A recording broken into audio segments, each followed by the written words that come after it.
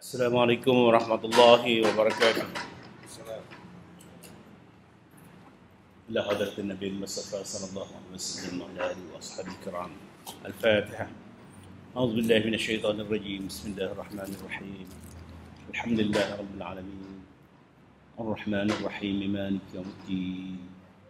إياك نعبد وإياك نستعين. إن الصراط المستقيم صراط الذين أنعمت عليهم غير المغضوب عليهم ولا الضالين. آمين. الحمد لله نحمده ونستعينه ونستهديه ونستغفره ونعوذ بالله من شرور أنفسنا من سيئات أعمالنا. من يهدي الله فلا مضل له ومن يضلل فلا هادي له. أشهد أن لا إله إلا الله وحده لا شريك له وأشهد أن سيدنا محمدا عبده ورسوله. Allahumma salli wa sallim ala Rasulil Amin wa ala alihi wa sahbihi ajma'in, amma ba'du. Alhamdulillah, syukur kita pada Allah Subhanahu wa taala. Kita sambung pengajian kita dalam bab haji sikit ni, penghujung tentang mengambil upah untuk menguruskan amalan haji orang lain tidaklah salah atau terlarang. Maksudnya mengambil sedikit imbuhan upah daripada penat lelah kita harus bagi orang yang mengupah untuk orang yang sudah meninggal dunia. Baik. Akan tetapi orang yang mengambil upah itu haruslah menyampaikannya atau menyimpan niat sesungguhnya nawaitul hajja untuk siapa? Wa ahramtu bihi nawaitul umrata untuk siapa? Sebut namanya, niat untuk dia. Wa ahramtu biha lillahi ta'ala. Jadi itu sebagai peringatan menyimpan niat yang baik untuk menziarah Baitullahil Haram, untuk membesarkan dan penghormatan. Yang dikatakan Al-Haram itu adalah memberi penghormatan yang sesungguhnya tentang tempat itu, tempat yang disucikan oleh Allah Subhanahu wa taala. Dan yang terutama sekali hendaklah meniatkan dalam hatinya untuk menggugurkan fardu haji yang wajib atas saudaranya. Maksudnya saudara yang muslim itu dia telah meninggal, kita niatkan supaya kewajipan itu tergugur bagi dia, tanggungjawab dia. Tapi dengan pasti bahawa orang yang nak mengupah haji itu orang dah pergi haji. Dia sendiri telah melakukan fardu haji, wajib bagi dia habis, maka tahun depan, tahun berikutnya dia boleh menjadi orang yang boleh mengambil upah untuk menunaikan fardu haji. Sempurnakanlah amalan haji. Seorang haji harus menyempurnakan segala amalan hajinya, sama ada yang fardu maupun yang sunat, dalam keadaan yang paling sempurna. Semua sunat-sunat dan tertib-tertibnya hendaklah disempurnakan menurut cara-cara yang diberitakan dan diajar oleh Rasulullah sallallahu alaihi wasallam. Tata cara telah pun tersedia, tersusun oleh para ulama rahmatullah alaihim ajma'in. Dan antara yang paling lengkap dan teratur ialah kitab-kitab yang disusun oleh Imam An-Nawawi. Dalam hal ini, orang-orang yang menunaikan haji harus membawa buku-buku yang menunjukkan tata cara mengenai urusan haji supaya sentiasa maklum tentang tiap-tiap perkara. Begitu pula hendaklah ia menziarahi tempat-tempat yang mulia dan kesan-kesan sejarah sirah yang termasyhur dalam sejarah Islam untuk menjadikan i'tibar. Di mana perang Badar, lembah Badar itu sepatutnya diziarahi. Lembah Uhud patut diziarahi. Di mana Khandaq, peperangan Khandaq atau peperangan Ahzab, di mana ribut pasir itu diturunkan dalam peperangan untuk mengepung Madinah oleh kaum musyrikin Makkah dan juga dibantu oleh orang-orang Yahudi. Cerita bab Yahudi ni tuan-tuan, terkadang kita pun terpanggil juga. Abdullah bin Sabah itu adalah di kalangan keturunan Yahudi. Dialah yang mencetuskan tentang sejarah Syiah apabila seolah-olah dia membela Sayyidina Ali ketika zaman Muawiyah Abi Sufyan, perebutan antara Khalifah 4 dengan juga zaman dinasti Muawiyah. Jadi sehingga sekarang kadang-kadang batu Karbala yang ada tu, dia punya chop dia tu adalah daripada peta bintang 6 Yahudi Zionis. Yang tu disuju. Betul, kadang-kadang usul asal orang-orang Parsi itu menyembah api, Majusi. Dan dia berkawan dengan golongan-golongan Yahudi. Jadi kalau Abdullah bin Sabah itu pencetus kepada Syiah, seolah-olah bantu Sayyidina Ali, maka orang-orang Iran yang ada sekarang bermazhab Syiah, dia ada bersekongkol dengan Yahudi, datuk nenek moyang dia. Dan kita tengok dalam gambar-gambar yang dia sujud tu, menggerunkan. Dalam asal usul sejarahnya, kaum dia sebelum Islam menyembah api, tapi nenek moyang mereka pencetus kepada faham Syiah daripada Abdullah bin Sabah, keturunan Yahudi. Jadi sebab itu kadang-kadang kita terpanggil, mengapa Amerika NATO tidak serang Iran, tapi dia serang Iraq, dia serang Afghanistan, dia serang Syria, dia serang Lebanon. Ini menimbulkan tanda tanya. Itu terpulang pada gambaran kita masing-masing tentang pembacaan. Dan saya yang amat sedih, macam mana orang Malaysia lebih kurang 25,000 orang menjadi pengikut tegar mazhab Syiah. Begitu juga di Indonesia pun ada golongan-golongan yang tegar untuk cenderung kepada Syiah. Sedangkan Ahlussunnah wal Jamaah sudah memiliki satu aliran yang betul al-haq, yang Rasulullah sebut ana wa ashabi. Maknanya orang yang mengikut sunnahku dan sunnah sahabat aku. Cukuplah untuk menjadi golongan orang yang nak ke syurga Allah Subhanahu wa taala. Tidak perlu untuk menjadi Syiah. Dan kalau tengok kejahatan Syiah yang ada di Syria, di Iraq, dahsyat tuan-tuan. Dia bunuh bukan dengan peluru, dia bunuh dengan hanya menyeksa, dipukul sehingga mati. Bukan dibunuh dengan senapang, dengan hanya sepak terajang sahaja. Makna penyeksaan kematian mereka bukan sebab dengan peluru senapang, tak perlu. Sampai peringkat itu. Pelariannya 4 juta. Yang mati sudah beratus ribu. Bayangkanlah kalau taman daya ni, separuhnya hilang. Yang ada pun wanita jadi hamba seks saja. Dalam keadaan dia masuk ceroboh rumah orang Sunni, dia cari isteri, dia cari anak-anak dara.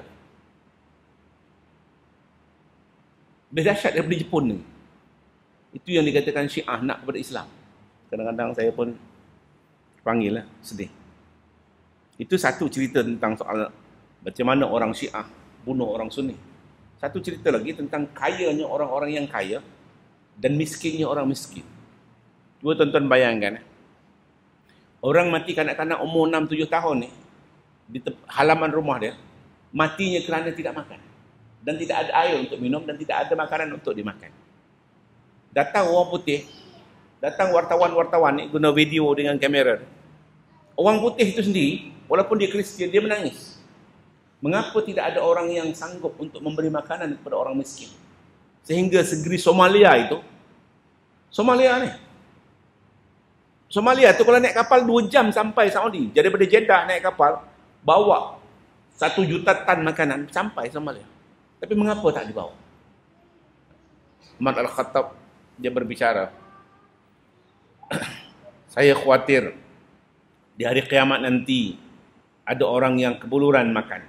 Dia akan dakwa saya di akhirat nanti, wahai Tuhan, ya Allah, dulu Umar tidur dengan lena dengan perutnya yang kenyang, tapi aku tidur dengan penuh kelaparan.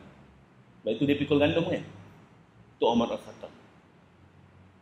Kerajaan Saudi nak buat macam tu. Ambil kapal berjuta-juta tan makanan banyak di dunia. Bagi orang Somalia, bagi orang Sudan, tak ada. Nampak tak? Betapa susahnya orang-orang kaya yang angkuh, sombong ni nak masuk syurga Allah Subhanahu wa taala. Tapi sebenarnya orang miskin senang masuk syurga. Rasulullah sebut wahsyurni fi zumratil masakin. Ya Allah, ya Tuhan, himpunkan aku di padang mahsyar nanti bersama orang-orang yang miskin. Kerana memang ada sahih banyak cerita bahawa orang miskin memang mudah, pertimbangan mizan ya, tidak banyak persoalan dan mudah untuk masuk syurga Allah Subhanahu wa taala. Jadi tuan-tuan, kalau jumpa orang buta, orang miskin ni, baik tu hulu-hulu apa yang patut. Betul. Kita terpanggil sebab kita ni orang yang dianggap middle class, kelas pertengahan. Kaya sangat pun tidak, miskin papa kedana pun tidak. Tapi di sejarah Malaysia kita belum pernah melihat ada orang kanak-kanak yang macam ni, dia kebuluran, dia mati di halaman rumahnya kerana tidak ada air dan tidak ada makanan untuk makan. Belum ada lagi di benua kita, kan? Tapi berlaku di Afrika. Allahu Akbar. Dijadikan iktibar. Jadi selain daripada menyempurnakan penunaian haji. Sebab cerita haji ni kita akan jumpa orang yang miskin, jumpa orang fakir, jumpa orang OKU, orang upaya dan sebagainya kan. Kita akan jumpa orang yang warnanya hitam legam. Dan kalau kita tengok pun sebelah mata pun tak apa nak nampak. Memang orang kulit hitam. Setara keling yang kat Malaysia ni pun kita tak apa nak jeling. Inikah lagi yang negro tu kan. Sungguh. Tapi ingat, Allah akan ganti wajah-wajah yang hitam itu dengan cahaya di syurga. Itu kalau kita tengok di Arab Saudi, kata peti-petian, Masjidil Haram kan. Semua kebanyakan ulama-ulama mereka kulit hitam. Tapi bila dia bercakap tentang Al-Quran, tafsir Quran, bercakap tentang sunnah Nabi sallallahu alaihi wasallam, mereka mempunyai yang diistilahkan mutabahhir fil ilm. Dia memiliki lautan ilmu. Cakaplah, tanyalah apa, dia akan jawab. Itu kehebatan. Allah akan ganti wajah yang tak cantik itu dengan gambaran syurga, dengan wajah yang mulia. Sebab itu tuan-tuan, kadang-kadang kita silap. Tapi sebenarnya kita kadang-kadang pelik juga manusia, suka benda yang cantik. Tapi waktu tidur gelap, nak peluk suami, isteri pun benda tu gelap. Bukan nampak mata yang biru, bukan nampak mata yang hijau. Mam, nampak mam? Tak nampak. Tak nampak, gelap. Kan? Betul, Allah adil. Sebenarnya Allah adil. Sebenarnya Allah itu maha adil. Yang seterusnya, bila kita siap di Mekah, sempurna haji, menziarahi Madinatul Munawwarah, iaitu menziarahi makam Rasulullah SAW. Dulu Rasulullah hidup. Kan Rasulullah sudah wafat. Hendaklah ia menyediakan masa untuk menziarahi makam Rasulullah. Awas, jangan sampai ia mengabaikan ziarah itu, sedang ia berkuasa untuk ke sana. Terutama sekali sesudah haji. Islam wajib.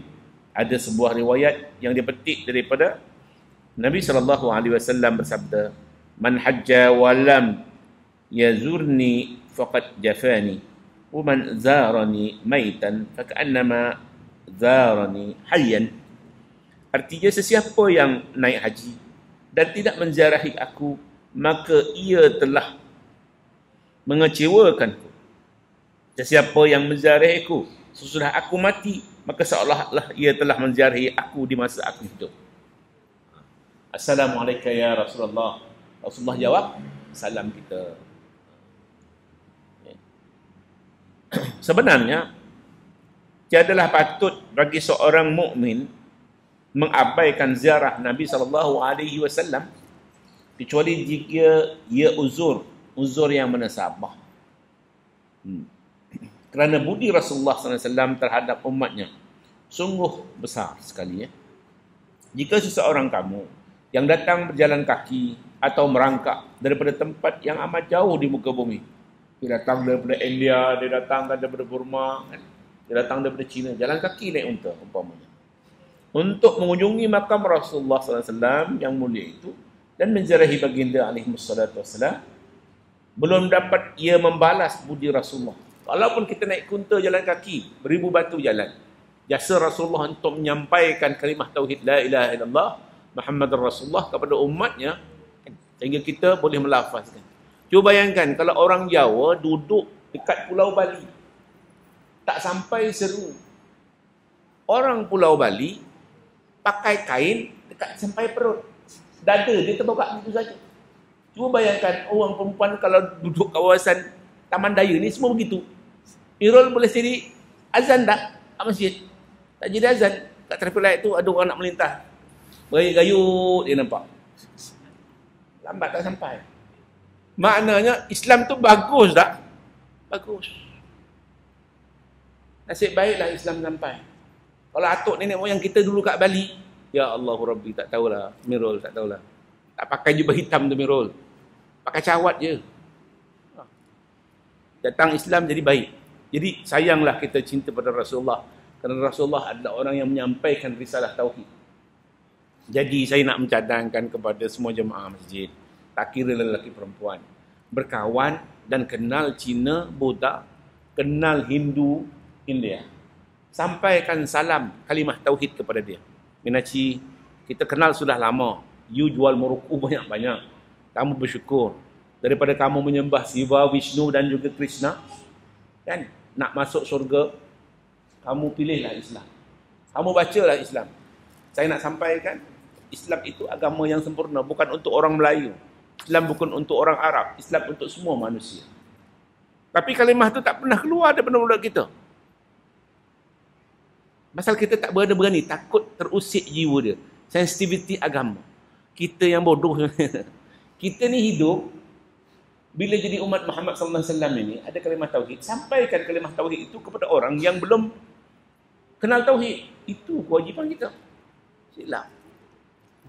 Samirul contoh nak cari orang Kadazan, Kristian, Islamkan dia, jadikan isteri. Oh, pahalanya berlipat kali ganda. Lepas tu ajar dia Quran lagi, kenal Allah, kenal Rasul. Lagi banyak pahalanya. Lepas tu itu yang dilakukan. Macam contohnya Abdullah Wilmat kan, dia kahwin Islam di Malaysia, duduk kat Berkim, berjasa untuk menyebarkan dakwah Islam. Kahwin dengan orang Aceh, lahirlah Wardina dan keturunan anak-anaknya yang komited dengan Islam. Baguslah. Daripada asalnya Kristian jadi Islam. Itulah kebaikan Islam. Kita ni yang nenek moyang lama Islam, tak Islam. Tadi saya berbicara dengan orang Indonesia. Saya minta maaf. Fauzi ni kan keras sebab dia. Dah. Indonesia ni dia kata Islamnya KTP. KTP tu kad kartu penduduknya saja Islam. Konsep dalam kampung tu sembahyang setahun sekali. Kadang-kadang Jumaat tu sekali, lepas tu 5, 6, 7 kali Jumaat baru sekali. Sembahyang fardu kalau sempat sembahyang, tak sempat tak ada. Jadi soal solat itu memang menjadi common kepada rakyat dia, tak solat. Budaya tidak sembahyang biasa, tapi baik. Ukuran baik tu sebab budaya orang Jawa kan dia lemah lembut, hormat tetamu, suka tolong orang, tapi tak sembahyang. Ini yang masalah. Dia hablum minan nas, hubungan dengan manusia, okay, good. Very good. Tapi hubungan dengan Allah, fail. Ini kadang-kadang silap. Ya susah pak, mau cari pembantu rumah yang solat. Yang pakai tudung pun enggak. Mau solat, lagi payah pak itu. Sukar sekali. Mampus pokok ni kata. Macam mana nak jadi baik kalau tak sujud pada Allah Subhanahu wa taala. Allahu akbar. Jadi ziarahilah Nabi SAW, ungkapkan salam pada Nabi SAW, mengenang jasanya yang memimpin umat ini. Baginda telah menyampaikan agama Islam, telah menerangkan sedok beloknya, telah membimbing umatnya, telah menyingkap segala kekeliruan dan dibetulkan, dan telah meletakkan kita di tempat yang bersih putih dan menunjukkan kita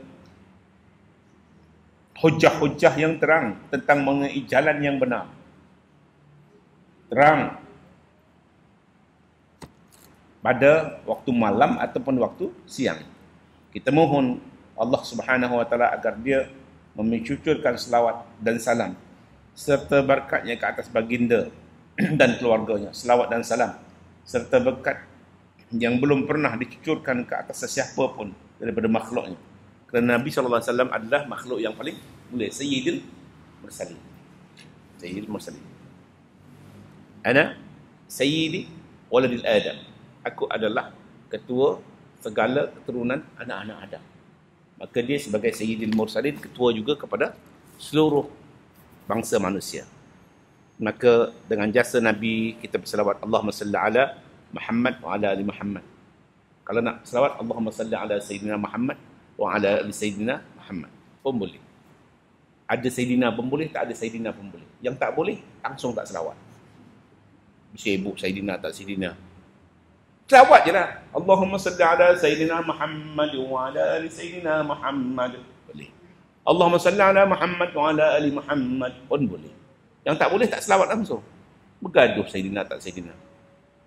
Sampai-sampai Allah tahulah niat kita untuk selawat pada Nabi SAW. Tak kedekut sangat buat apa. Boleh. Itu cerita tentang ziarah Nabi. Lagi satu, kalau sampai ke Masjid Nabawi, maruk dalam Babus Salam, kan, sembahyang, lepas tu kita ziarah makam, sempat pergi ke Raudah, sembahyang di mihrab Nabi SAW, di mana bumi itu yang Nabi sujud, kita bersujud di situ. Kan? Lepas tu balik ke hotel, esok paginya kita ziarah Masjid Quba. Masjid Quba di Madinah itu adalah masjid Yang pertama didirikan oleh Nabi SAW sebelum didirikan Masjid Madinatul Munawwarah. Siapa yang sembahyang 2 rakaat menziarahi Masjid Quba, sungguhnya pahalanya menyamai satu umrah. Kalau di Mekah orang pakai ihram pergi Tan'im, pergi Ja'ranah, kan? Atau pergi Hudaybiyah, balik dia tawaf, dia sa'i, itu adalah satu umrah. Tapi bagi orang yang di Madinah tak ada tawaf untuk Kaabah, gantinya adalah menziarahi Masjid Quba dan sembahyang di Masjid Quba, berdoa di sana, tempat-tempat yang disucikan yang pernah Nabi SAW dirikan masjid itu. Maka pahalanya menyamai orang yang di Mekah untuk mendirikan umrah. Jadi itu baiknya tuan-tuan.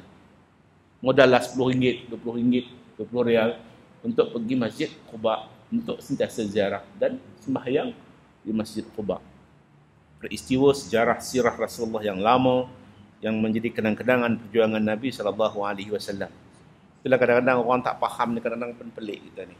Hidup kita ni, bila kita beragama tauhid begini, kita kena sampaikan risalah tauhid itu. Kita panggil orang-orang yang tidak menganut agama tauhid kepada tauhid. Ini tidak. Kita Melayu, sesama Melayu pun bergaduh. Bergaduh masalah parti. Duduk masjid pun AJK bergaduh. Kat surau pun bergaduh. Ini apa manusia Melayu ni pun faham ke? Kata orang marah. Dah elok-elok duduk masjid. Okey, nak korban 10 ekor. Bergaduh pula. Berebut apa? Ekor, kepala, kaki. Baik jadi lembu daripada berebut kaki lembu. Masam lah tu, seminggu tak tegur imam. Pasal apa? Tak dapat ekor. Semua orang bagi 10 ekor, dia nak ekor tu. Tapi dalam orang yang berebut 11, dia orang yang ke-11. Nak kata macam ni tak dapat, sudahlah. Kalau tak, mana-mana ada lembu, jumpa kat tepi jalan, penggal je ekor tu. Gaduh macam budak-budak. Ingat sekali gaduh main-main, gaduh sungguh. Pasal apa menyesal? Aku ni penat nak kata. Aku lapar-lapar 10 ekor, janji dapat ekor, seekor pun tak dapat. Elok ambil muka tu, cium buntut lembu tu. Payah sangat. Benda-benda dunia ni menjadi benda yang besar. Cuba jadi manusia ni, kita jadi qanaah. Tahu tak qanaah? Qanaah ni memada. Apa yang ada itu, kalau orang bagi bekal, itu rezeki kita, kita bawa. Kalau tidak, itu bukan rezeki kita, ketika orang lain. Maknanya dalam hati kita, Allah, mungkin aku tak dapat ni, orang lain itu lebih memerlukan untuk rezeki bagi anak-anak dia dan keluarga dia. Kan bagus gitu kan. Imam kadang itu juga. Dia sembelih mesti dapat kepala. Amboi. Bukan imam sini, imam jauh-jauh ni. Lah tu, dia tentukan sendiri bahawa upahnya mesti kepala lembu. Kepala lembu tu yang 4,000 tu kan besar kepala lembu. Mesti banyak daging apa semua kan. Agaknya imam tu nak sedut mata lembu tu kan. Buat sup. Kadang-kadang benda yang macam ni jangan jadi tabiat. Tabiat. Jadi tabiat yang tak baik itu kita harus jadikan manusia ni qanaah. Jadi kita membicarakan terus pada tajuk malam ini perihal membaca Al-Quran. Ini saya pernah cerita kan. Orang yang ada anak, anaknya itu bila dia musafir ditinggalkan jadi jahat. Dia tak pernah baca pun surat ayah dia yang ada dalamnya itu duit untuk menyara hidup dia. Akhirnya ayah dia termenung. Aku pun ada Quran kat rumah tapi tak pernah buka. Dalam Al-Quran tu kalam Allah yang mempunyai mutiara, yang mempunyai permata yang banyak untuk iktibar hidup. Jadi anak aku pun begitu juga. Apa pesanan yang aku buat dalam risalah yang aku tulis musafir ini, dia tak pernah buka. Jadi anaknya sengsara kerana seolah-olah tidak ada wang ringgit. Sedangkan ayah dia kirim duit. Tapi oleh kerana risalah tu tak pernah dibuka, maka dia tak tahu bahawa keuntungan risalah itu ada imbuhan untuk dia hidup. Jadikan dia jahat. Jadi maknanya, kita ni ada Quran juga, duduk kat rumah. Tapi susun je, 12 bulan tak pernah baca. Sungguh. Cantik. Ada orang daripada Jordan bawa Quran. Ada orang balik Mekah bawa Quran. Ada orang balik London bawa Quran. Ada orang balik Morocco bawa Quran. Macam orang gila pinggan. Pinggan ni macam-macam. Betul. Pinggan ni kalau kita pergi negara China, ada pinggan, negara Uzbekistan ada pinggan. Sungguh pinggan. Morocco ada pinggan, pergi Mesir ada pinggan. Pergi Jepun, Korea ada pinggan. Cantik kan? Tapi pinggan tu tak boleh buat apa-apa. Dia hiap, duduk kat almari je. Tak boleh makan. Bodoh tak bodoh kita ni? Macam lah. Contohnya imam kahwin 3 isteri cantik tapi tak boleh pakai. Cantik saja tengok. Nak buat apa, Mam? Ada benda tak pernah pakai. Beli baju, satu pasang 2,500 sutra, cantik. Tapi gantung kat almari, setahun tak pernah pakai. Nak buat apa? Ada kereta, tuan ada kereta, simpan antik. Sampai 5 tahun tak pernah start. Elok kereta tu. Bodoh juga kerja. Qurannya ada bukan nak perlu cantik. Kalam Allah itu dia ada aura. Kalau rumah kita, Bismillahirrahmanirrahim. Amma yatasaalun 'anin naba'il 'azim. Pagi-pagi kan baca Quran. Tak sempat. Kawan dah panggil, Sadaqallahul 'azim. 2 ayat. Lebih baik daripada langsung tak baca. Sebab itu merupakan kalam Allah. Ini kalau masuk rumah, TV Astro ni 2 depur dah. Macam kedai mamak. Dum dum. Iblis pun aku tak mau masuklah rumah ni. Aku pun pening. Aku suruh ibu-ibu sikit. Contohnya. Jadi, dunia kita ni seimbang lah. Yang jasad perlu kepada keperluan.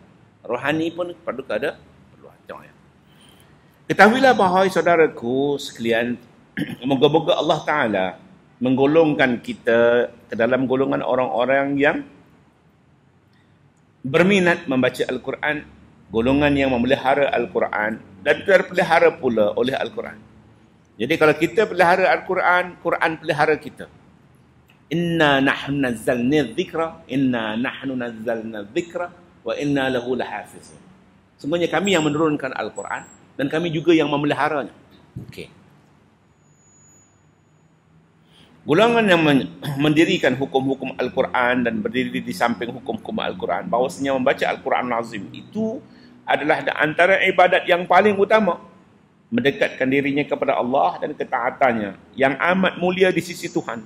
Kerana padanya terdapat balasan dan pahala yang amat besar. Allahu Akbar. Kalam Allah. A'udzubillahi minasyaitanirrajim. Innal ladzina yatluna kitaballah wa aqamus salata wa anfaqu mimma razaqnahum sirran wa 'alaniyah yarjuna tijaratan lan tabur. Yarjuna tijaratan lan tabur. Liyafiyahum ujurahum wa yazidahum min fadlih. Innahu ghafurun syakur. Sesungguhnya orang-orang yang membaca kitab Allah, mendirikan sembahyang dan membelanjakan sebahagian daripada rezeki yang kami kurniakan kepada mereka secara rahsia dan juga terang-terangan. Mereka itu mengharapkan perniagaan yang tidak pernah rugi. Tijaratan dan tabur. Satu perniagaan yang tidak rugi, agar Tuhan mencukupkan pahala mereka serta menambahkan mereka daripada kurnia. Sesungguhnya dia Maha Pengampun lagi pembalas. Digambarkan dalam surah Fatir 29-30 bahawa orang yang minatnya, sukanya yatluna kitab Allah, suka baca kitab Allah, orang yang mendirikan salat, memberi infak fi sabilillah, rezeki yang Allah kurniakan sama ada terang ataupun cara rahsia, dia adalah satu perniagaan yang Allah akan memberi pahala yang besar. Dan Allah akan tambah pula dengan kelebihan-kelebihan pahala yang besar itu. Janji Allah Subhanahu wa taala. Sabda Nabi sallallahu alaihi wasallam, "Afdhalu ibadati ummati tilawatul Quran." Okay.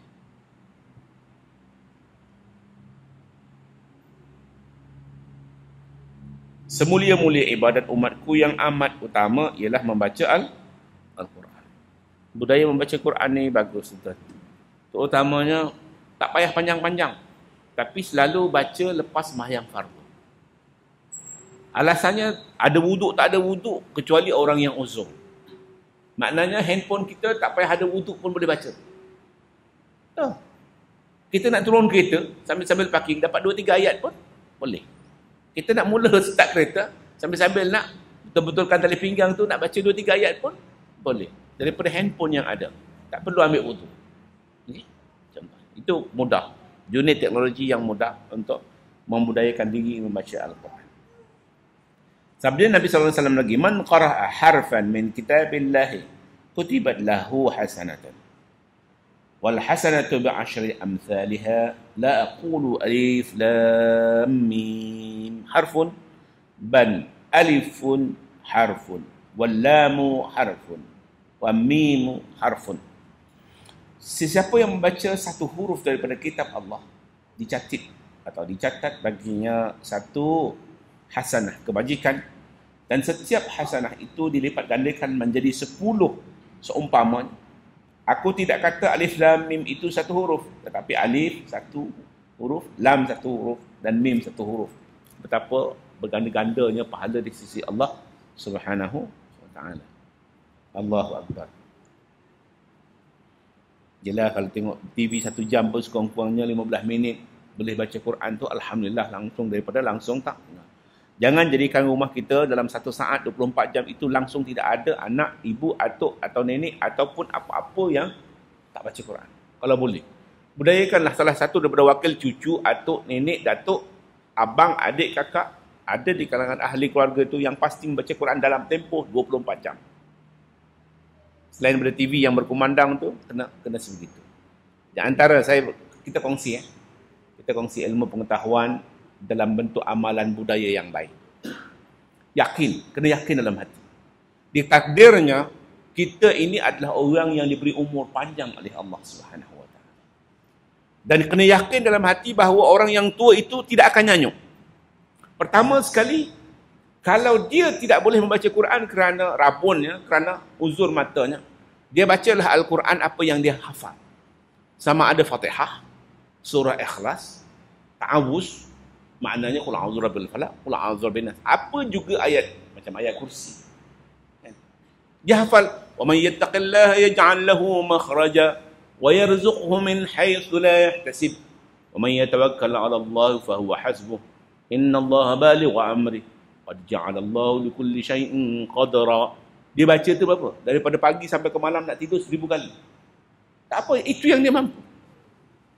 Laqad ja'akum rasulun min anfusikum azizun 'alaihi ma 'anittum harisun 'alaikum bil mu'minina raufur rahim. In tawallaw faqul hasbiyallahu la ilaha illa huwa 'alaihi tawakkaltu wa huwa rabbul 'arsyil 'azim. Itu yang dia hafal. Tapi dia baca 100 kali. Umpama satu. Maknanya apa juga ayat Quran yang dia tahu, sama ada dalam bentuk bacaan melihat mushaf ataupun yang dia hafal, yang dia tahu, qul huwallahu ahad, tapi 100 kali. Satu. Yang kedua, dia suka sembahyang malam. Sembahyang malam dia pukul 4 dia bangun. Ngantuk ni. Dah pukul 4 usalli sunnatat tahajjudi raka'atain lillahi ta'ala Allah. Usalli sunnatal witri. Dah 3 rakaat, ngantuk dia, tidur dia. Anda Allahu Akbar subuh, baru dia bangun balik. Tak apa. Maknanya suka sembahyang sebelum subuh. 2. Tadi baca Quran. Yang kedua, suka sembahyang sebelum subuh. Wabil asharihum yastaghfirun. Pada waktu-waktu sahur itu, sebelum tibanya azan subuh, dia suka beristighfar. Astaghfirullahalazim. Ambil tasbih. La ilaha illallah, la ilaha illallah. Sampai tertidur dengan la ilaha illallah. Subhanallah walhamdulillah wa la ilaha illallah. Sampai tertidur nak menunggu subuh. Tak apa. Satu, kedua. Jadi pertama baca Quran. Yang keduanya, orang yang suka untuk tahajud ataupun sunat-sunat nafilah pada waktu sahur. Yang ketiga, suka zikrullah. Siang malam tak ada apa-apa kerja, duduk sambil-sambil tengok ayam makan, sambil-sambil tengok kucing makan, sambil-sambil tengok itik makan kat kampung kan. Ambil tasbih. Subhanallah, subhanallah, subhanallah. Sentiasa zikir lidahnya dengan Allah. Ingat akal. Bila bergerak sahaja jari itu, macam kita tasyahad, asyhadu an la ilaha illallah, menunjukkan bahawa hati itu, jari itu menunjukkan detik rentak hati kita. 3 perkara amalan ni, dia tidak boleh menjadikan orang tua nyanyuk. Wallahi. Demi Allah. Kita kongsi ilmu pengetahuan. Membaca Quran, suka sembahyang malam, dan jika orang yang buka berzikir, tua macam mana lah 120 tahun. InsyaAllah, fikirannya tidak akan nyanyi. Tapi kalau dia melengok, iblis pun datang, jin pun datang, qarin pun datang, Toyol sebelah Pak Haji Bakar pun datang ke? Ini masalahnya. Itu yang meraban tak menentu. Hal yastawi alladhina ya'lamun wal ladhina la ya'lamun. Adakah sama orang yang berilmu pengetahuan dengan orang tak berilmu pengetahuan? Tak sama. Sebab biasanya orang yang berilmu pengetahuan itu dia akan beramal dengan ilmu. Bila masa? Bila dalam keadaan yang kritikal. Di antara kritikal apa? Orang-orang tua yang dia menghabiskan sisa-sisa umurnya. Untuk apa? Untuk Allah Subhanahu wa taala. Membaca Quran itu tuan. Allahu akbar. Yaqul Allah taala.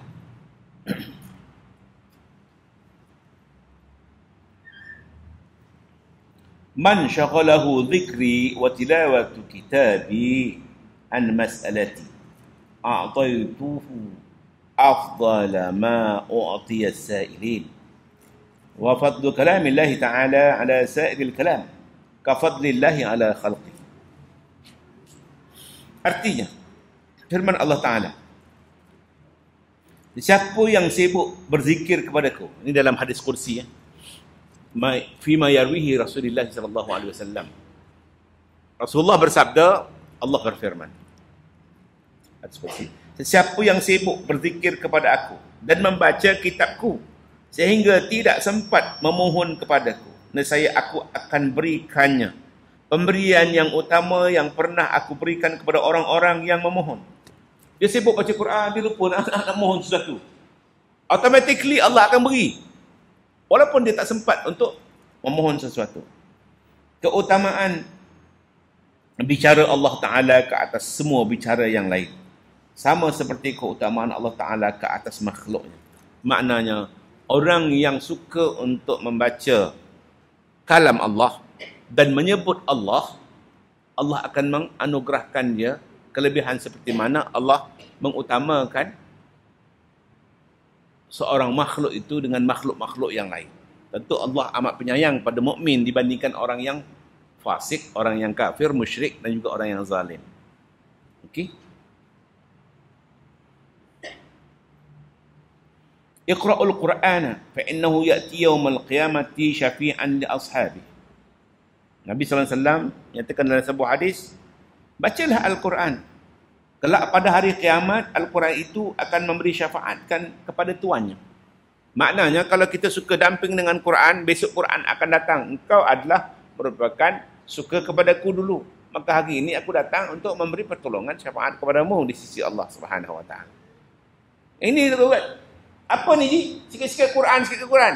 Ingat Quran ni boleh bagi kita maju ke? Ingat Quran boleh kita bagi kita duit ke? Umpama contohlah bahasanya begitu. Astaghfirullahalazim, kita kata.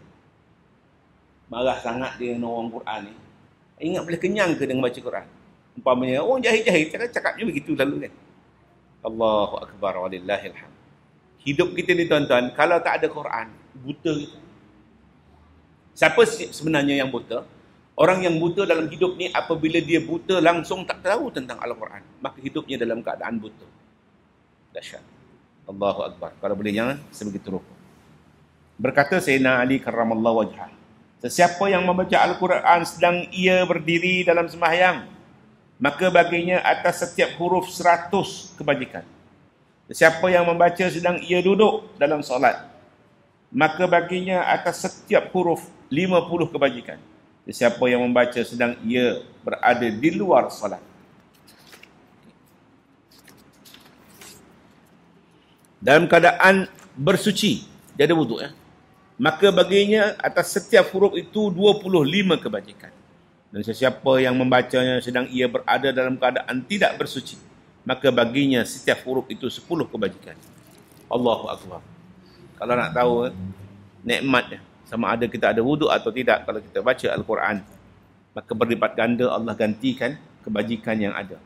Al-Hasanah, itu sebabnya tuan-tuan, kalau dilagukan Al-Quran itu, diiramakan, diasyikkan, menjadikan satu pertuturan dalam hidup kita, dalam rumah tangga, anak-anak yang kecil macam ni, okey, memang budak tu sihat. Kalau budak tu sakit, dia tak main macam tu. Jadi budak-budak nakal ni saya jangan tegur, jangan sekat sangat pergerakan anak-anak cucu ni. Kecuali dia panjat tinggi-tinggi, lepas tu terjun jatuh patah tangan. Itu menyusahkan mak bapak juga. Tapi kalau setakat nakal-nakal dia bergaduh-gaduh tu biasa je. Yang kita bimbang takut mak bapak dia bergaduh. Itu yang susah tu. Nak mujuk je 7 hari 7 malam belum tentu lagi. Pening mak mertua je, pening besan dia. Apa hal anak-anak kita ni? Iya. Budak-budak tak ada apa. Nakal-nakal biasa. Daripada dia kena salur sini, salur sini, salur sini. Dekat hospital lebih baik nakalnya tu. Baguslah tu. Itu budak-budak bising. Tuan-tuan tahu, saya ngaji kat universiti. Untuk out campusnya. Dia bawa baby satu hal.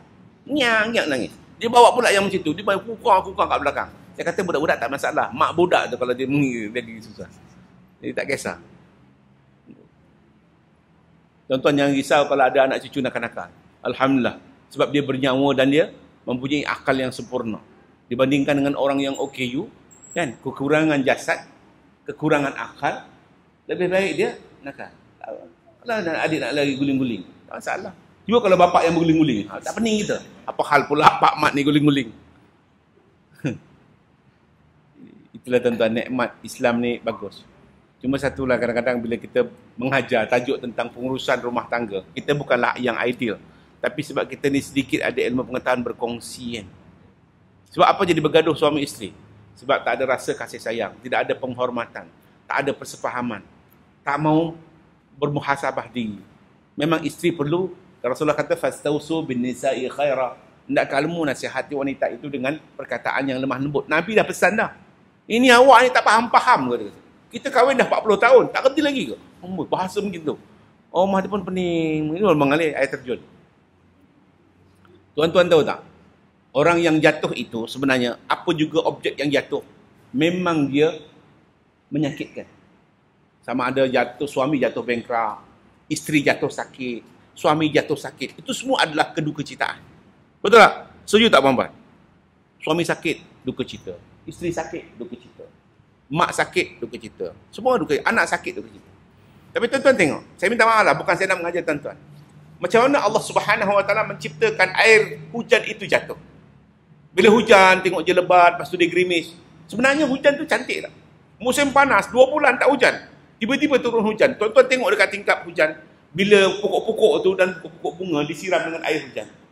Sebenarnya air hujan yang turun tu cantik tak? Saya nak tanya, mengapa air hujan tak macam air terjun tu? Turun. Duduk kat bumbung ni. Terjun. Macam air terjun atas bumbung masjid ni. Amirul Tabligh Azan Ustaz kata banjir ni kita. Dah 2 jam air hujan tak turun-turun. Hujan macam air terjun. Tapi Allah mampu tak? Allah mampu membuat air terjun untuk turunkan hujan. Tapi Allah membuat air hujan itu turunnya adalah berderai. Cantik tak? Sebab itu filem Hindustan kalau kita tengok, dia nyanyi dalam hujan. Nak tengok cuma melekatnya baju ni kat badan dia. Yang tengok imam lah tu. Maknanya nak menunjukkan bahawa orang menyanyi pun cantik dalam hujan. Itu ciptaan Allah, tapi orang tak pernah menilai bahawa hujan itu adalah satu nilai cantik kepada keindahan alam yang Allah cipta. Manusia ni kadang-kadang kalau dia tak berilmu, dia tak boleh nak fikir. Bila orang yang berilmu, berfikir. Mengapa sungai itu ada pasang surut? Maka orang pun tahu tentang ilmu laut, ilmu sungai. Bila waktu pasang, bila waktu surut, itulah di mana waktu banyak ikan. Betul tak? Kita ni bodoh tak kerti sungai, kita tak tahu. Kita tak kerti ilmu laut, tak tahu. Tapi orang yang ada ilmu laut, dia tahu di mana banyak ikan. Waktu bila? Waktu pasang ke waktu surut. Itu kan kehendak Allah Subhanahu Wa Taala. Itulah tuan-tuan ya. Begitu juga dengan Al-Quran. Al-Quran ni dia mempunyai aura yang untuk melembutkan hati manusia. Jadi kalaulah suara Al-Quran itu sentiasa kumandang di rumah, maka rumah itu auranya adalah dengan rahmat, keberkatan, kedamaian, keharmonian, penghormatan dan juga sakinah, ketenangan. Cuba bayangkan, kita bercakap, akak kalau nak keluar tutup aurat. Tapi rumah kita tak pernah ada kalimah Quran dibacakan. Jadi nasihat ayah, kalam yang keluar tu macam dia mengalir di daun keladi. Tak pernah melekat ke hati anak. Sebab apa? Rumah kita ni sentiasa anak bujang balik pukul 1, pukul 2 pagi, pakai seluar pendek, puluh pilih, isap ukur. Bapak dah tak boleh kawan. Ada rumah yang duduk di taman, dia tak kunci pun pintu. Sebab apa? Nanti anak yang penghabisan pukul 2, 2.30 dia balik, dengan seluar pendek, isap ukur dia akan kunci rumah. Mak bapak tak boleh kunci rumah. Ada orang yang hidup macam tu. Maknanya lentang pukang yang hidup ni. Sampai peringkat mak bapak pun tak berani kunci rumah, Kerana anak bujangnya balik pukul 1 pukul 2. Try Mirul balik pukul 2.30 tengok, ngisap ukur pakai seluar pendek. Boleh masuk rumah tak perlu semua. Try first this night. Nak gambaran itulah. Allahu Akbar. Boleh sambung? Sambung lagi lah.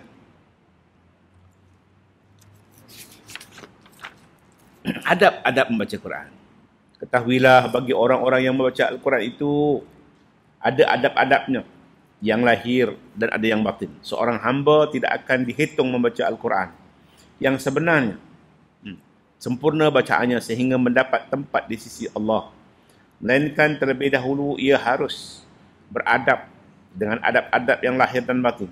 Orang yang mengabaikan adab-adab tersebut, tiada memelihara tata tertibnya, belum boleh dihitung telah sempurna bacaannya. Tapi tidaklah sia-sia bacaannya itu, kerana ia akan beroleh pahala sekadar apa yang dibacanya juga. Dan antara adab-adab yang terpenting dalam dan ditentukan si pembaca Al-Quran itu harus bersifat ikhlas kepada Allah. Aku nak baca Quran ni ikhlas kerana Allah. Sebab yang aku nak sebut ini adalah kalam Allah. Serta mengharapkan keretaannya. Jadi kita nak memujuk hati kita, ya Allah, aku baca Quran ni kerana aku sayang pada Quran, aku cinta dengan Allah, aku nak berdialog seolah-olah kalam Allah itu kita berdialog dengan Allah. Ya ayyuhalladzina amanu ya ayyuhan nasu ubudu rabbakum. Itu maknanya sebutan kalam-kalam Allah yang mengharapkan keredaannya. Di samping mendekatkan diri kepadanya dan mengharapkan pahala daripada pembacaannya itu, janganlah sampai ia membaca Quran secara menunjuk-nunjuk ataupun meniru orang lain. Itu bila ada orang kat majlis taranum, dengung semuanya 6-5 harakat. Sampai kucing pun menong, dia kata aku tak pernah dengar sedapnya lagi. Nak tengok hebatnya suaranya, nak tunjukkan. Tak boleh begitu. Atau untuk menghiburkan orang ataupun mengharapkan sesuatu hadiah dan bayaran. Haram hukumnya. Bertanding-tanding, paling sedap, nanti disanjung, dapat piala apa semua itu. Itu tidak mendapat apa-apa. Kerana yang demikian itu adalah mata benda yang bakal binasa dan juga lenyap. Tetapi hendaklah seluruh batin dan hatinya penuh perasaan dengan kebesaran zat yang berbicara. Kita berbicara kalam Allah, sehingga kalau cerita tentang siksa neraka dan sebagainya, azab yang pedih itu, kita mengalirkan air mata. Kerana itu adalah janji Allah Subhanahu wa Ta'ala. Iaitu kita tentang perasaan kita, hati kita penuh perasaan kita dengan kebesaran dan zat Allah, dan berbicara dia dengan Allah, merendahkan diri kerana agungnya Allah Subhanahu wa Ta'ala. Seluruh hati dan anggotanya penuh khusyuk, seolah-olah ia sedang berdiri di hadapan Allah, membaca kitab suci, menerangkan tentang perintah dan larangan. Dia ada al-amru, dia ada nahyun, ada larangan. Adalah wajar bagi orang yang telah mengenal Al-Quran dan mengenal perbicaraan bersifat dengan sifat-sifat tersebut di atas, ataupun lebih sempurna dari sifat-sifat yang tersebut. Betapa tidak, bukanlah Allah Subhanahu wa Ta'ala telah berfirman, A'udzubillahi minasyaitonirrajim, "Lau anzalna hadzal Qur'ana 'ala jabalin la ra'aitahu khashi'an mutasaddian min khasyatillah wa tilkal amthalu nadribuha lin-nasi la'allahum yatafakkarun." Kalaulah Al-Quran itu kami turunkan, kata Allah, ke atas sebuah gunung, nescaya engkau akan melihat gunung itu tunduk dan terbelah kerana takut kepada Allah Subhanahu wa Ta'ala. Itulah perumpamaan yang kami tunjukkan kepada manusia. Moga-moga ia dapat memikirkannya. Okey? Jadi dia takut amanah Al-Quran itu. Kalau gunung pun boleh terbelah kerana malu dengan Allah Subhanahu wa Ta'ala. Padahal dia kukuh. Tapi manusia sanggup untuk menerima amanah Al-Quran itu. Jika gunung yang bersifat beku dan keras akan demikian jadinya terbelah apabila diturunkan ke atasnya Al-Quran, maka bagaimana pula jalan manusia yang bersifat lemah dan yang dijadikan daripada air dan tanah?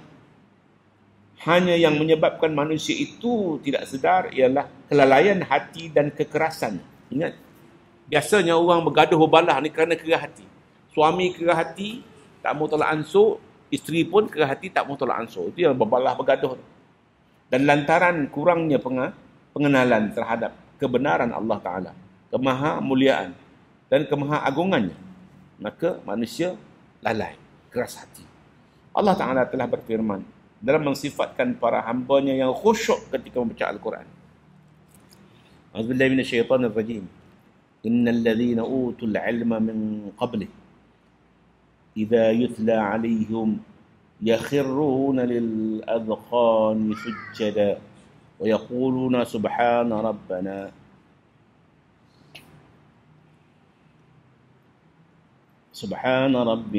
in kana wa'du rabbina لمفعولا ويخرون للأذقان يبكون ويزيدهم خشوعا. Dalam Isra, sesungguhnya orang-orang yang diberi pengetahuan sebelum itu, apabila dibacakan Al-Quran kepada mereka, lalu mereka meniarap sujud dengan dahinya. Dalam gambaran, kalau orang yang betul merasakan nak tunduk kepada Allah, diberi peringatan, dia akan sujud dahinya untuk sujud kepada Allah. Dan mereka berkata, Maha suci Allah, sesungguhnya janji Tuhan kami itu pasti dipenuhi. Dan mereka meniarap dengan dahinya, itu sujud seraya menangis. Dan Al-Quran itu akan menambah mereka menjadi orang yang khusyuk. Al-Isra 107 hingga 109. Dalam gambaran, nanti di syurga, kan selalu kita berdoa kan, da'wahum fiha subhanakallahumma wa tahiyyatuhum fiha salam wa akhiru da'wahum alhamdulillahi rabbil alamin. Gambaran orang yang dalam syurga, da'wahum, mereka sama-sama ahli syurga sama-sama menyeru subhanallah, wa tahiyyatuhum fiha salam, mengungkapkan penghormatan di antara mereka, subhanallah. Akhirnya mereka mengungkapkan alhamdulillah, Allah telah menjadikan kita ahli syurga. Jadi dalam gambaran itu nak melembutkan hati kita, sifatnya adalah orang yang diberi utul ilma itu daripada gambaran umat-umat yang sebelum kita, dan gambarannya idza yutla alaihim yakhruna lil adqani sujada, dia akan menyerap sujud kepada Allah Subhanahu wa taala.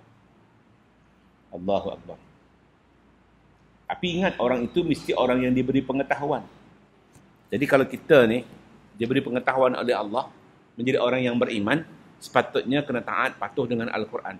Kalau perangai kita, ekspresi kita ni sujud, bila Quran sebutkan ayat untuk taat pada Allah, di luar kehidupan biasa, sepatutnya kita juga guna pakai Al-Quran dalam kehidupan. Tapi biasanya kita guna Quran ni dalam masjid je, dalam rumah je. Bila kat luar rumah mungkin tak guna Quran. Ini yang jadi masalah dalam masyarakat. Saya ingat sekadar itu saja malam ni, jangan panjang-panjang. Ini kalau panjang-panjang menjembukan, bukan apa, lagi banyak fakta yang kena ingat. Yang ini pun nak suruh sujud kan. Kan kalau pagi Jumaat dia kan, sajada wajhil ladzi khalaqahu wa sawwarahu wa syaqqa sam'ahu wa basarahu bil quwwatihi fatabarakallahu ahsanul khaliqin. Nak baca sajada wajhal ladzi khalaqahu wa sawwarahu wa syaqqa sam'ahu wa basarahu bi haulihi wa quwwatihi fatabarakallahu ahsanul khaliqin. Baca. Lepas tu Allahu akbar, bangun. Dengan baca tajajafa junubuhum 'anil madaji ya'duna rabbahum khawfan wa tama'a wa mimma razaqnahum yunfiqun. Sambung ayat kan? Kan sujud lah. Maknanya orang yang beriman tu sentiasa sujud, patuh dengan izin kehendak Allah Subhanahu wa taala. Ada apa-apa tuan-tuan? Dia nak bicara kan? Tahu, jangan soal, tanya boleh. Soal tak kerti nak jawab. Tanya boleh. Bicaralah dengan Al-Quran supaya Al-Quran itu menjadi nur, cahaya dalam hidup kita, insya-Allah. Ada? Ya.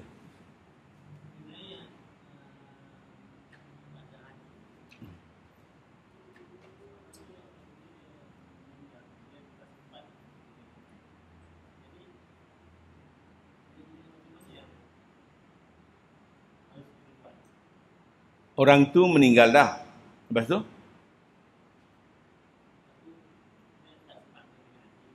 Mengenaikan haji. Okey.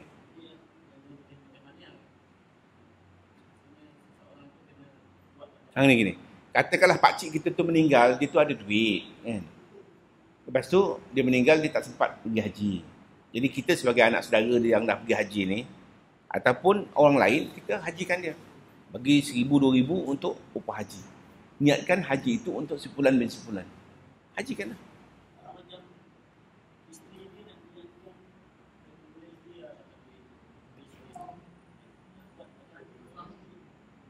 Orang lain boleh. Orang lain boleh, tak masalah. Siapa-siapa pun boleh. Siapa-siapa yang dah pergi haji, kita boleh berikan dia badal atau ganti kepada haji. Sebab dia tak sempat untuk pergi haji. Kita kesiankan ke dia tu sebab dia ada duit tapi tidak berkesempatan untuk pergi haji. Jadi kita kirimkan duit dari tabung haji, dan tabung haji akan upah pelajar-pelajar Malaysia yang ada di Madinah, di Mekah untuk hajikan. Ada pelajar-pelajar kita yang suka untuk badal haji. Dia menunaikan fardu haji tapi untuk orang yang meninggal di Malaysia. Boleh? Begitu.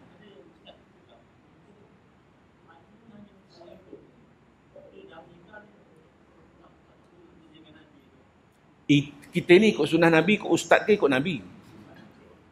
Ini kadang-kadang masalah dengan orang Malaysia ni. Kita ni ikut Nabi ke ikut ustaz? Kalau ustaz dia macam ayah pin, nak ikut juga. Islam ni bukan ikut ustaz tau. Islam ni ikut kitab, ikut hadis Nabi SAW. Peristiwa satu ketika, ni cerita satu ketika peristiwa. Nabi SAW tak sebutlah sama sahabat. Sahabat tu duduk unta. Jadi bila sahabiah ni, dia pakai purdah, dia buka purdah. Dia tanya, wahai Rasulullah, ayah saya ni uzur yang tidak boleh bangun lumpuh. Boleh tak saya nak tunaikan haji untuk dia? Yang sahabat kat belakang ni, dia tengok tenung. Kan lawa kan? Dia ambil muka dia, tangan dia. Kalau aku siku dah. Rasulullah dia ambil, dia palingkan muka dia. Dia tengok sampai 3 kali. Maknanya, ada 2. Boleh orang yang terlalu uzur, dia walaupun dia masih hidup, waris dia menghajikan dia. Satu. Yang keduanya, tidak boleh melihat wajah perempuan dengan penuh syahwat. Jadi dalam peristiwa tu, belakang Nabi perangai pun tak senonoh juga. Maknanya kalau sahabat Nabi perangai pun tak berapa nak senonoh, kita ni umat Nabi lagi teruk Pak Haji. Dia tengok renung. Rasulullah tahu bahawa dia melihat dengan penuh hawa nafsu. Rasulullah ambil pipi dia, pusing, ditolak, cerita. Itu kisah tentang boleh menghajikan orang yang masih hidup tapi uzur sungguh. Kalau yang masih hidup pun kita boleh hajikan, apatah harga orang yang dah mati. Takkan nak suruh gali atau pikul mayat dia pergi Mekah. Berat. Kadang-kadang kita ni pelik juga. Ustaz pun satu hal juga. Dia ngaji bodok mana tau. Kita apa yang dia baca pun tak tahu. Kata asal ustaz jadi. Ini kadang-kadang pelik. Benda-benda yang situ kan, macam kan, umpamanya kan, ayah kita tu dia meninggal. Adalah 20 hari tertinggal Ramadan. Boleh tak kita nak puasakan? Boleh. Niat kita untuk puasa ayah kita. Yang tak boleh sembahyang. Ayah kita 13 tahun tak sembahyang. Kita nak gantikan sembahyang je. Apa barang nak benjol dia? Mana ada satu nas mengatakan boleh ganti sembahyang ayah yang kita tinggalkan? Yang boleh hajikan dia. Mana zakat-zakat dia yang tak bayar, bayarkan dia. Hutang-hutang dia tak habis, kena bayarkan dia. Kalau mana-mana puasa, puasakan dia. Itu boleh. Yang sembahyang, solat tak boleh. Yang boleh, yang tak boleh, tak boleh. Islam ni mudah. Maknanya ibadat, puasa, zakat, haji boleh. Yang tak boleh, solat. Sebab solat ni banyak. Nak berapa rakaat? Kita sendiri nak kabur 17 rakaat. Tak boleh tak tidak. Nak kabur 17 rakaat ayah punya lagi. Nak benjol dari kita. Itu bukan tanggungjawab kita. Kan Quran kata lah, maka sahabat kamu buat baik bagi kamu baik, wa alaiha maktasabat, kamu buat jahat balasan jahat. Yang bapak dulu tinggal 13 tahun dengan sembahyang, kau tanggunglah sendiri. Aku nak Allahumma ighfir lahu warhamhu wa'afi wa'fu anhu wa akrim nuzulahu wa wasi' madkhalahu. Itu boleh. Doakan ayah kita, rabbighfirli wa liwalidayya warhamhuma kama rabbayani saghira. Doakan ayah kita. Ya Allah, walaupun dia banyak melakukan kemungkaran, ya Allah, ada kebaikan yang pernah dia buat. Ampunkanlah segala kemungkaran yang dia pernah lakukan. Terimalah segala pahala kebaikan yang pernah dilakukan, ya Allah. Anak soleh doakan ayah dia. Boleh. Kau buat apa, Mat? Aku sembahyang ni, 8 rakaat. Kenapa? Aku ganti zuhur ayah aku 2 hari. Berat. Kalau semua orang beramal begitu, imam tak habis-habis sembahyang. Berapa kali isyak, Mam? Aku 7 kali isyak ni kata nak cover. Aku seorang, nenek aku seorang, bapa aku, pakcik aku, mak mertua aku, mati ya. Mana ada sen? Mirul pun kata, ustaz kata macam tu boleh ganti. Itu namanya ustaz ayah pin. Jangan pelik-pelik. Dalam dunia Islam ni sebenarnya mudah. Muyassar. Al-Islamu yusrun. Islam itu mudah. Tak susah. Buatlah benda-benda yang kata saja. Subhanakallahumma bihamdika asyhadu an la ilaha illa anta wa astaghfiruka wa atubu ilaik. Subhanakallahumma bihamdika asyhadu an la ilaha illa anta. Subhanakallahumma wa bihamdika asyhadu an la ilaha illa anta wa astaghfiruka wa atubu ilaik. Bismillahirrahmanirrahim. Innal insana lafi khusr illa alladhina amanu wa 'amilus solihat. Tawassaw bil haqqi wa tawassaw bis sabr. Assalamualaikum warahmatullahi wabarakatuh. Waalaikumsalam.